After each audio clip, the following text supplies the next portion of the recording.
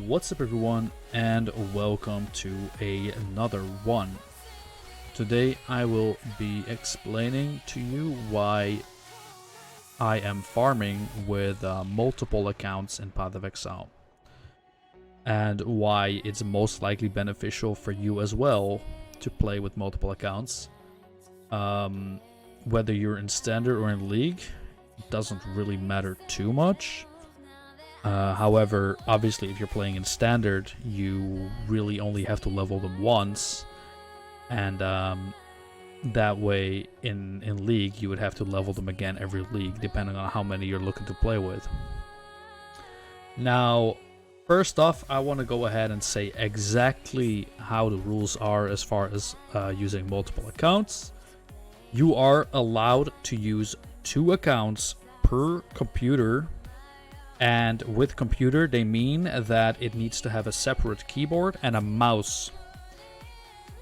If you're gonna want to farm with multiple, for example, like I do, I have a total of 4 alt accounts. However, 2 of my alt accounts are controlled from my laptop. Then I need to make sure that my laptop has its own mouse and keyboard. So every 2 accounts need to have a full set of a mouse, a keyboard, and a computer, obviously. You're not allowed to use VMware, despite the fact that there are people out there that are using VMware. It is bannable, and it is very easy for GGG to track that. Now, if you think otherwise, then good. I'm not really looking to have a whole bunch of e-warrioring going on in the comment section like, oh, I've been VMing for this long or that long. I'm just saying, personal experience. I've used a VM before, I got banned. I've used my alts even legally on my laptop, they also got banned. They did got unlocked because I think it was just an automated ban. So either way, the rules state 2 accounts per computer, and a computer has to have its own keyboard and mouse, so you cannot control all the accounts from the same keyboard and mouse. Right, so now, why would you do this? First off, the master mission system, it could be very cheesy to think of that, and maybe it's not worth it, but if you were to start off in a league, for example, then you can have your alt come into the map whenever it completes to get your master missions, because they're given out at the end of the map. That's one thing. Now, it's not that big. I personally don't use it. I don't think it's that great anyway.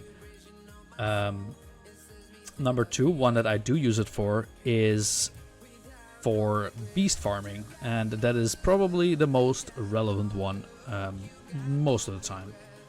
Now, as far as beast farming goes, everyone who is in the map when the beast becomes aggroed will get the beast. The amount of beast that your alt account is going to be getting is based on whoever opens the map devices watchstones. So, to clarify, I have flocking stones here. I'm missing 1 stone because of me downscaling this area for now, but it doesn't really matter. Just imagine there being another one here.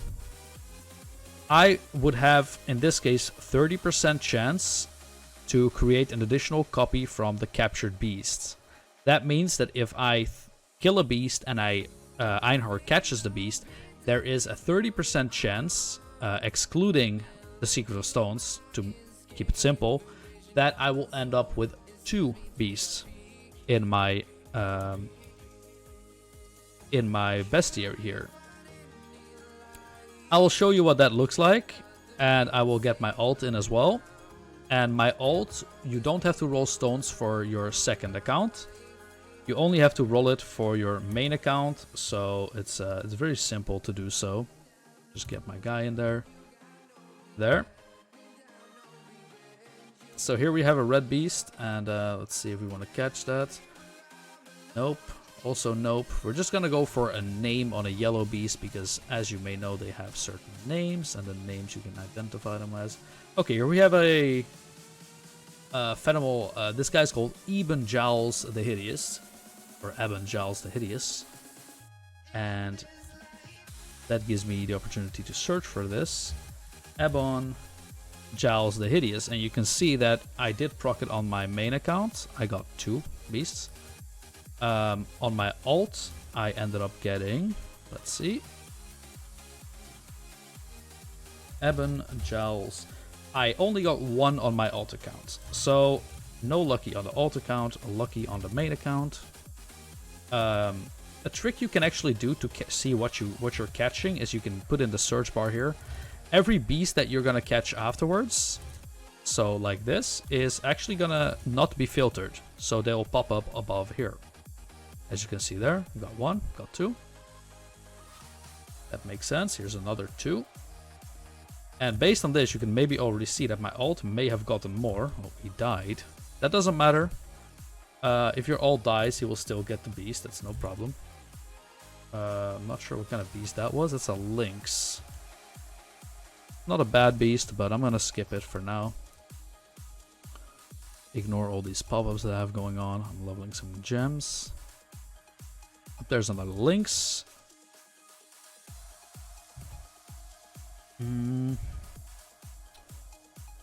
So I have obviously done a lot of beast farming in my time. I'm not really sure how many, but it's been quite a lot.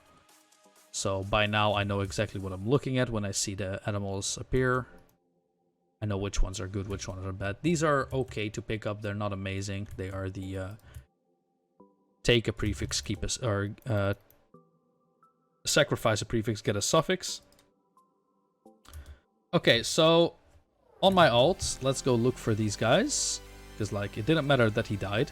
He still got all the beasts that I ended up catching. So let's see if he duped any of them. So I duped 2. Did I do 2? Only 1 actually. Only a white sucker.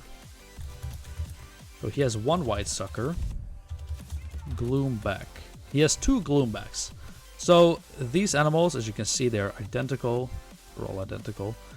And so my alt got multiple beasts despite not having any stones in. So the stones are based on your whoever opens the map, which means that you only have to roll 4 stones, and then you can get up to, if you really want, 6 accounts into these maps, and you can multiply the beast by quite a lot. Now, this is probably the most useful version of like using your alts. Another thing you can do, which is really good as well, is the invitations. So let's move into the invitations. Invitations is this right here.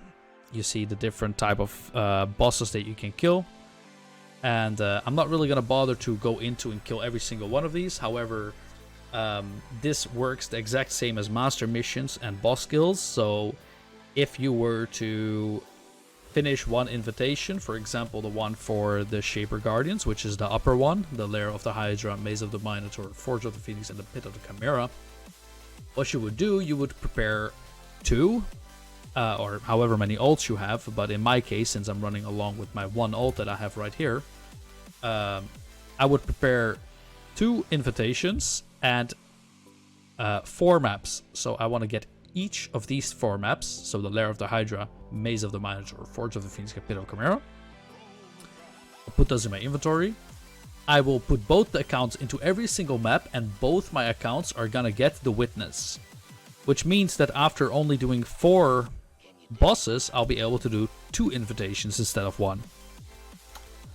Now, for the Shaper Guardian one, that is not too insane.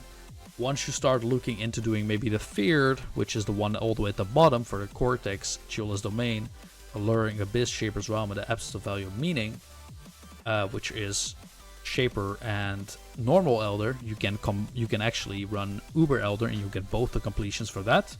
So you would have to run Cortex, Chula's Domain, which is a normal Chula Breachstone, Alluring Abyss, which is Uber Aziri, and then you have to run Uber Elder. Now, those sets individually cost quite a lot of money. So what you can do, because we know that from the Feared invitation, you're gonna get a lot of money back as well. What you can do, you can get multiple accounts into the witness, and you can, in theory, run 6 invitations for the price of 1 Cortex, 1 Chieldless Domain, 1 Uber Ziri, and 1 Uber Elder. And suddenly you're looking at potentially returning right about 60-70x or only a 5x investment or whatever it is. The Cortex is really the big investment. Say like 10x max investment, and you're getting 60 to 70 exalts back from that, which is absolutely insane. So those are the reasons why currently it's really good to do to have an alt, and it's good to have an alt ready for the future as well. So there's nothing bad about that. Now, I do want to go in depth a little bit for the harvest proc thing, because I keep getting questions about that on when I'm streaming. So I want to just knock that out once and for all, and I will timestamp towards this. Basically, this account has not been used since Blight League, prior to me starting to use it just about 3 days ago. Other than doing some beast rotations or some beast farming here and there, it has not been used. So it never did harvest, it never spoke to Oshabi. So what that means is that every time I open a map, I still have a remaining quest, which is the quest to do Oshabi. And that means that normally if you go into a map, you don't get any message about whether there's a harvest in the area. So Oshabi, by the way, is the woman that is like the harvest thing.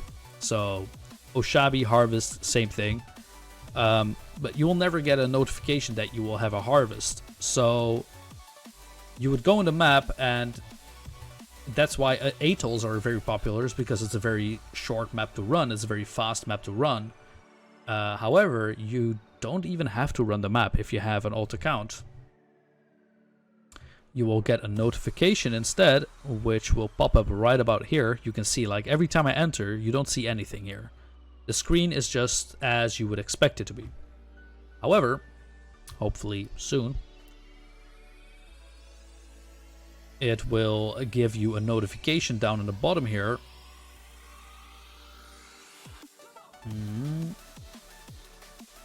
Right about there.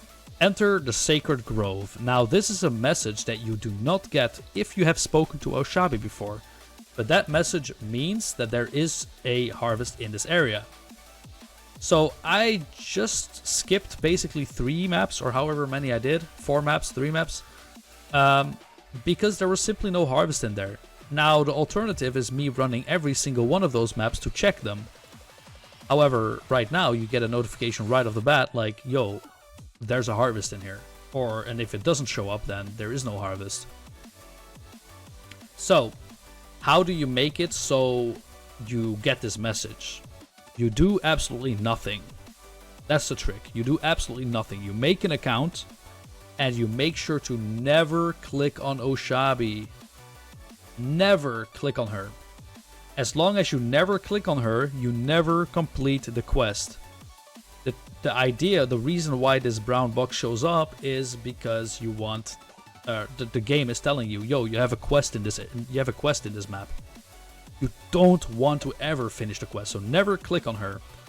The Horticraft station is really close to her, so I would say even don't click on the Horticraft. It's very easy to misclick. If you do happen to misclick, you have to make a new account. Not just a new character, an entirely new account. New email, new password. You have to level all the way from the start again. You have to get to level whatever you were. So don't do that. If you really need to use your Horticraft, instead, take the time, make a portal. It's nice to have a portal anyway in case you die. And go to your Horticraft and like access it from your hideout instead. Here again, you get the message down here. Speak to Oshabi. Well, now it's speak to Oshabi. This is the message you would look for when you're in the map. This one here. Enter the Sacred Grove. So, as long as you get that message when you enter an area, when you enter a map, means there's a harvest in there. Very simple. So that is why I personally have been playing a lot of my ult lately, and that's why you currently see a lot of people playing on their ults. It's simple as that. So all my crafting is done through my ult, despite me maybe wanting to play on my main. For now, he is kind of irrelevant. Anyway, I think that right about covers it as far as like what you can potentially do with an ult account in PoE and why it is worth it, especially, like I'm saying especially in standard, because in standard it's a one-time investment. You make your ult once and then you never have to make another one. In League, I can see why you maybe don't want to do it. If you're going to heavily focus on doing bestiary scarabs in League, I would say it's absolutely worth it. Don't even think about doing it without multiple ults. It is a really good money maker, so if you want to make money that way, that's amazing. Scarabs are cheap and the beasts are quite pricey, some of them. So that's really good. Yeah, the way I leveled my guy was that I play leagues whenever I find a league worth playing, otherwise I play standard. So I'm kind of like an all-rounder. Anyway, so this character, COVID Shadow, was made in the first league when COVID arrived or COVID started spreading. Everyone had like COVID names, right? So I had COVID Shadow. And basically, I don't really remember what league that was, but that doesn't really matter. Anyway, so I was going to play league and I was like, you know what I'm going to do? I need an ult for standards, so I'm going to make a new account. And I'm going to play on my ult account and I'm going to keep my main just in standard. So if you're looking to get some future ults for standard, that is a very relevant way of doing it. You can just league start with an ult account, and then you can always stay online in standard if you want to. And when the league is over, you'll have an ult in standard. Simple as that. So that's about it. I think I covered roughly everything as far as like what you can do potentially with an ult and what is allowed and what is not allowed. Like I said, 2 accounts per computer, and the definition of a computer is a machine that is controlled by a separate mouse and keyboard. VMware is also not allowed. So yeah, thank you guys for watching. I hope this clarifies the use of a ult, and I hope to see you guys in my stream. I'll be streaming on Twitch between 11 and 8 during daytime, Central European time, which is a GMT +1. If this helped you out, make sure to give me a subscribe. Helped me a lot. Yeah, come check me out. Have a good one. Thanks for watching. I hope this helps. Peace.